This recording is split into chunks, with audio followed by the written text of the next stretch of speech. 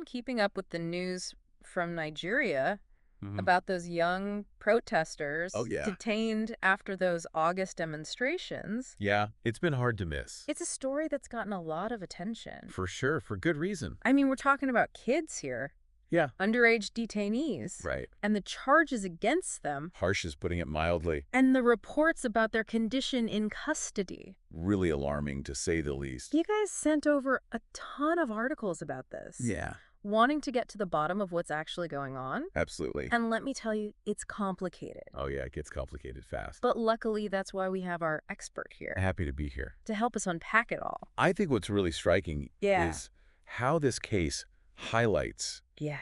those really crucial issues of freedom of speech, Mm-hmm. the rights of minors, and, Right. the responsibility that governments have Yeah. to uphold human rights. Even when there's dissent. Exactly, even when there's Yeah. this... Okay, so to understand just how complicated this situation is, Yeah, let's start with a timeline. okay. Back in August, there were these protests. Mhm. Things escalated pretty quickly, Yeah, and then we saw arrests happening, right. including the detention of a number of minors. Mhm. And here's where it gets really interesting. Okay. Their detention stretched on Yeah. for over 60 days. That 60-day mark is hugely significant. Okay. Article X of the Nigerian Constitution Yeah. is very clear on this. Yeah. Minors can't be held for more than 24 hours without being charged. So this prolonged detention Right. completely disregards that fundamental right. Yeah. And it raises serious concerns Okay. about potential due process violations. 60 days. Yeah, it's a long time. Imagine being a parent, I know. not knowing where your child is, Right. what's happening to them. For that long, it's unimaginable. Agonizing. It really is. And then finally, they have a court appearance on November 1st. And the reports from that day are just heartbreaking. I've read them too. It's tough. Teenagers collapsing right there in the courtroom, Mm-hmm. visibly unwell, distressed. Yeah, Even the lawyers were stepping in to provide aid. it was that bad. It was that bad. It really paints a picture Yeah. of the human cost of this whole situation. Mhm. This wasn't some abstract legal process Yeah. playing out. These were real children Mm-hmm. facing very serious consequences. Yeah. And the fact that they were reportedly kept in facilities Right. designed for adults Yeah. after being rejected Right. in the juvenile prison, Yeah. that speaks volumes. And the charges they were facing. Right. Treason, Yeah, among other very serious offenses. it's heavy stuff. We're talking about teenagers, Yeah, some as young as 15, it's hard to believe. potentially facing the death penalty. I mean, Yeah. the contrast between their age, Right. the obvious distress they were in, and the Yeah. weight of these charges. It's just staggering. It's staggering. You have to ask, Yeah. were these charges proportionate Right. to what these young protesters are accused of doing? Yeah. It's a question that legal experts Mm, and human rights organizations all over the world right. are grappling with right now, Yeah. using such serious charges Yeah. against minors who were participating in a protest. Mm. That's a major red flag Yeah. on the international stage. But then just a few days Yeah, after that harrowing court appearance, right. on November 4th, things take a sharp turn. Okay. President Tinubu issues a series of directives. It's impossible to ignore the timing. I know, right? I mean, the news of how those minors were treated in court Mm, caused global outrage. yeah, That international pressure right. seems to have played a role Yeah. in pushing for some kind of resolution. Right. So what did President Tinubu actually do? Well, first, Yeah. he ordered the immediate release Okay. of all those detained minors. That's It's significant, especially given Yeah. the concerns about their deteriorating health right. What? while they were in detention. Yeah. It shows a willingness Okay. to address at least the immediate worries Right. about their well-being. And he didn't stop there. No, he didn't. He also directed the Ministry of Humanitarian Affairs to provide aid Yes. and make sure these kids Yeah. could safely return to their families. Providing that humanitarian aid is absolutely crucial. Sure. These kids have been through an ordeal. Yeah. They need support. And then things get even more interesting. Okay. Tinubu ordered a full investigation into Okay. the entire situation. Okay. The arrests, the detentions, Right. how these minors were treated. Yeah. He even stated that any government officials found to have violated protocol Okay. would face disciplinary action. This investigation could be Yeah? the most significant development of all. Really? It really could be. But Yeah. will it be truly independent? Yeah. Thorough? Yeah. Will it actually have the power Mm-hmm. to hold those responsible accountable, The question. no matter how high up they are? Exactly. The world is watching Yeah. to see if this leads to meaningful change. So we have the release of the miners, Mm-hmm. humanitarian aid being organized, Yes. and a promised investigation. Right. Sounds like progress, right? It's certainly a step in the right direction, Oh, but it also begs the question, okay. what were the systemic issues Right. that allowed this to happen in the first place? That's a big one. What safeguards failed? Yeah. And maybe most importantly, Right. what will the lasting impact of this be Yeah. on human rights in Nigeria? So you're saying even though these kids are free, Yeah, that's just one chapter right. in a much bigger story. Exactly. This case has shown a light Mm-hmm. on some deeply rooted concerns Yeah. about due process, Right. the right to protest, Mm-hmm. and the protection of vulnerable groups. You know, Right. we can't just celebrate this release and move on. Right. We need to understand Yeah. how to prevent something like this from ever happening again. It makes you think. Okay, so we've covered like the immediate situation, but Yeah. let's zoom out a bit. Okay. So we've been focused on these specific detainees, Yeah. but like what does this whole thing tell us Mm-hmm. about the bigger picture in Nigeria? It exposes this tension, Oh. that can exist between freedom of expression Right. and government control. Yeah. These protests were sparked by concerns about Yeah. what people were calling bad governance, Oh, which covers a range of issues. right. From like corruption. Corruption, economic hardship, Mm-hmm. that sense that the government was abusing its power. Yeah, and those protests obviously hit a nerve Yeah, they did. because the authorities responded swiftly, Right. and some might say a little too forcefully That's one way to put it. I mean, Yeah. any government has a legitimate interest. Yeah. in maintaining order and security. Right. Of course. But the question is always, Yeah. where do you draw the line? Right. When does a response to protests Mm-hmm. become excessive? Yeah. When does it start violating Right. fundamental rights? That's the million-dollar question, isn't it? It really is. And in this case, it seems like a lot of people Yeah, are arguing that the line was crossed. yeah, especially when it comes to Yeah. how these minors were treated.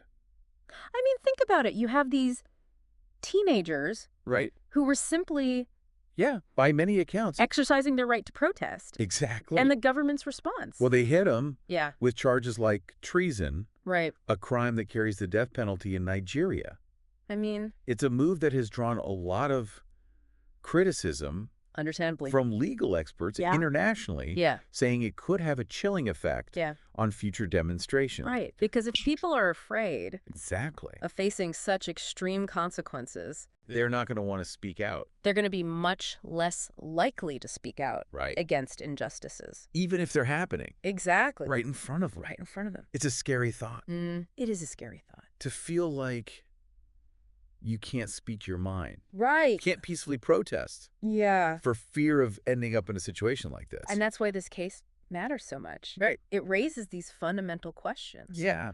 About the balance of power, Yeah. the right to dissent, Mm. the protection of those Oh, who yeah. are most vulnerable. So what does all this mean for the average person in Nigeria? That's a great question. Like, what can they do? Well, it highlights how crucial it is Yeah. to stay informed, Okay. engaged in the political process, Mhm. holding leaders accountable, Right. demanding transparency from those in power, Okay. advocating for the protection of human rights. Yeah. These are all essential. Mm-hmm. Especially when it seems like those in power. Might be overstepping their bounds. Exactly. And this isn't just a Nigerian issue, right? You're absolutely right. This isn't just about Nigeria. Yeah. It's about upholding human rights everywhere. Right. And that means the international community Yeah. has a role to play here as well. Like, what can they do? Well, it could involve diplomatic pressure, Okay. closely monitoring the situation as it develops, Mm-hmm. supporting organizations Yeah. that are working on the ground in Nigeria Right. to advocate for justice and reform. Okay, so we've covered a lot of ground here. We have. We've gone through the timeline of events, Yeah. the legal issues involved, Mhm. the very real human cost, Right. and the broader implications this case has Yeah. for Nigeria and the world. For sure. But where do we go from here? That's where you, the listener, come in. Okay, It's easy to feel overwhelmed for sure. by a situation like this, but there are things you can do. Like, what? Give us some concrete steps. First and foremost, stay informed. Keep following this story and others like it. Mm-hmm. Awareness is the first step toward action. Right. Second, consider supporting organizations Yeah. that are doing the hard work Mm-hmm. of protecting human rights in Nigeria. Okay. There are groups out there Yeah. providing legal aid, Right. documenting abuses, Right. advocating for real, lasting reform. Okay. Don't underestimate the power of those efforts. And I think it's important to remember that you have a voice too. Absolutely. Don't be afraid to use it. Exactly. Like, talk Yeah. to your friends and family about this. Yeah. Share the story on social media. Mm-hmm. Contact your elected officials. Yeah. Let them know that you care about what's happening Yeah. in Nigeria. Okay. Pressure from constituents can make a real difference. That's a good point. Sometimes it feels like these big complex issues are beyond our control. I know what you mean. But we do have ways We do. to make our voices heard. Absolutely. And remember, this isn't just about politics. Yeah. It's about basic human decency. Yeah. Standing up for what's right, Mm-hmm. even when it's difficult, Right. even when it feels like a long shot. You know, it's hard not to feel a sense of relief Oh, yeah? for those kids knowing they're finally free.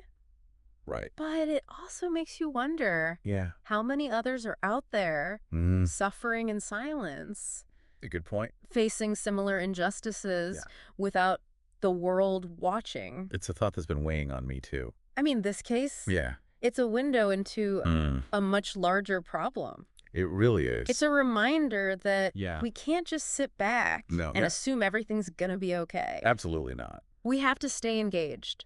Right. Keep pushing for change. We have to. So we've talked about staying informed, Right. supporting organizations on the ground. Yeah. But what about those of us who don't live in Nigeria? That's a great question. What can we do from Yeah. afar Yeah. to make a real difference? Well, believe it or not, Yeah. even from a distance, Okay. your voice can be powerful. Really? Share this story with your friends, Yeah. family, colleagues, anyone who will listen. Okay. Get the word out there. Right. Use social media Yeah. to amplify the voices Mm-hmm. of those who are fighting for justice Okay. in Nigeria. So you're saying don't underestimate Right. the power of raising awareness. Exactly. And remember, you have elected officials Oh, yeah. who represent you. Right. Reach out to them. Okay. Let them know that this matters to you, Yay. that you expect them Yeah. to prioritize human rights, Mm-hmm. both at home and abroad. Yeah. Pressure from constituents Right. can make a real difference. Yeah. Sometimes it feels like these Yeah. big, complex issues Mhm. are beyond our control. It can feel that way. But we do have ways We to do. make our voices heard. Absolutely. And remember, Yeah. this isn't just about politics. Okay. It's about basic human decency. Right. Standing up for what's right, Yeah. even when it's difficult, Right. even when it feels like a long shot. This deep dive has been a roller coaster. It has. The injustice, the fear, the Yeah. glimmers of hope. Yeah. It's a lot to process. It is. But that's the thing about knowledge. What's that? It empowers us. Yeah. Now that you know what's at stake, Right. now that you've heard these stories, Yeah. you have a choice. Okay. You can choose to look away, Mm-hmm. or you can choose to act. I know what I'm choosing. Me too. And I hope our listeners will join us. That's what we're hoping for. We sincerely hope for the well-being of Yeah. those released minors. Right. And we'll certainly be keeping a close eye Yeah. on how this story unfolds. As you continue to follow this story, Mm-hmm. ask yourself, Yeah. what can I do in my own way Right. to contribute to a world Mhm. where the rights of every individual, Yeah. especially those who are most vulnerable, Right. are respected and protected? It's a question worth pondering, It is. and it's a question that deserves an answer. Couldn't have said it better myself. Well said. Thanks for joining us on this deep dive. It's been a pleasure. Until next time. Yeah. Stay curious, stay informed, Mhm. and stay engaged